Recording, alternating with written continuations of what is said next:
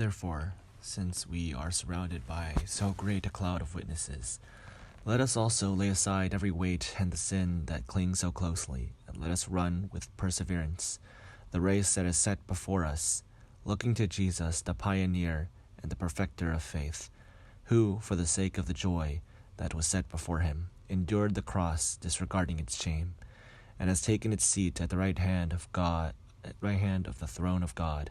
Consider him who endured such hostility against himself from sinners, so that you may not grow weary in your souls or lose heart. In your struggle against sin, you have not yet resisted to the point of shedding your blood, and you have forgotten the exhortation that address you as children. My child, do not regard lightly the discipline of the Lord, or lose heart when you are punished by him. For the Lord disciplines those whom he loves, and chastises every child whom he accepts. Endure trials for the sake of discipline. God is treating you as children. For what child is there whom a parent does not discipline? If you do not have that discipline in which all the children share, then you are illegitimate and not his children. Moreover, we had human parents to discipline us, and we respected them. Should we not be even more willing to be subject to the Father of spirits and live? For they disciplined us for a short time, as seemed best to them. But he disciplines us for our good, in order that we may share his holiness. Now discipline always seems painful, rather than pleasant, at that time. But later it yields the peaceful fruit of righteousness to those who have been trained by it.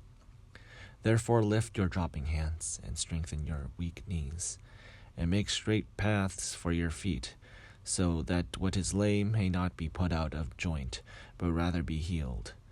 Pursue peace with everyone and the holiness without which one will see the Lord. See to it that no one fails to obtain the grace of God, that no root of bitterness springs up and causes trouble, and through it many become defiled. See to it that no one becomes an immoral and godless person, as Esau was, who sold his birthright for a single meal.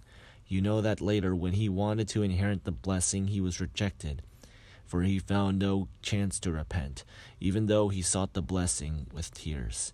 You have not come to something that can be touched, a blazing fire, and darkness and gloom, and a tempest, and the sound of a trumpet, and a voice whose words made the hearers beg that another word be spoken to them, for they could not endure the order that was given. If even an animal touches the mountain, it shall be stoned to death. Indeed, so terrifying was the sight that Moses said, I tremble with fear.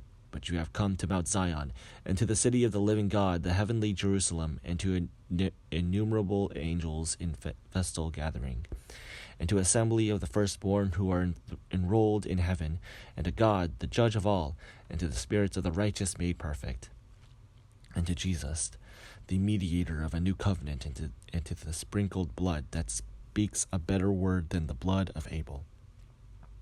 See that you do not refuse the one who is speaking, for if they did not escape when they refused the one who warned them on earth, how much less will we escape if we reject the one who warns from heaven? At that time his voice shook the earth, but now he has promised, Yet once more I will shake not only the earth, but also the heaven.